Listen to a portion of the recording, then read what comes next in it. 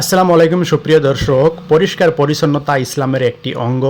তাই নামাজ পড়ার আগে আমরা প্রত্যেক ওয়াক্ততে অজু করতে হয়। অজুর দ্বারা আমরা আসলে নিজেরাই পরিষ্কার পরিচ্ছন্নতা হই, তারপর আমরা নামাজ আদায় করি। তাই রোজার দিন রোজা আছি, তো রোজার দিনে আসলে রোজাদার ব্যক্তিদের মুখ থেকে একটি দুর্গন্ধ বের হয়। এই দুর্গন্ধটা নাকি আল্লাহর কাছে অনেক প্রিয়, তাই সেটা আমরা বুখারী শরীফ থেকে জানতে পেরেছি। The smell coming out from the mouth of a fasting person is better in the sight of Allah than smell of musk. Allah says about fasting person. এখানে বলা হয়েছে যে রোজাদার ব্যক্তিদের মুখ থেকে যেটা দুর্গন্ধ বের হয় সেটা নাকি নাভি কস্তুরীর থেকেও অনেক ভালো এবং আল্লাহর কাছে অনেক প্রিয়। আল্লাহ সেটাকে অনেক ভালোবাসেন, এই কথা বুখারী শরীফে উল্লেখ রয়েছে।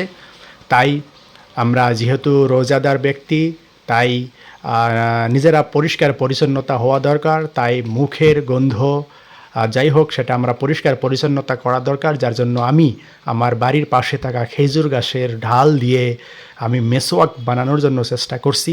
সেই মেসোয়াক দিয়ে আমরা দাঁতটিকে আমরা ঘষবো এবং মেসোয়াক করব, সেটার দ্বারাই আমাদের পবিত্রতা আসবে এবং পরিষ্কার পরিচ্ছন্নতা হব।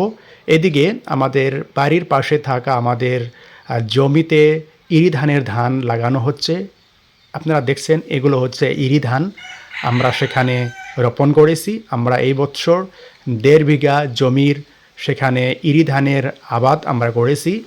তাই ধানগুলো খুব সুন্দর হয়েছে, দেখতে খুব ভালো লাগছে। আমরা আর্টিফিশিয়ালভাবে মাটির তলে থেকে পানি বের করে এইভাবে ইরি ধানের আবাদ আমরা করেছি। তো ভিডিওটি করছে ওদিকে আমার চাচাতো ভাই রুবেল আহমেদ। তো আপনাদেরকে দেখালাম। যদি ভালো লাগে অবশ্যই লাইক, কমেন্ট, শেয়ার করবেন। Have a nice day.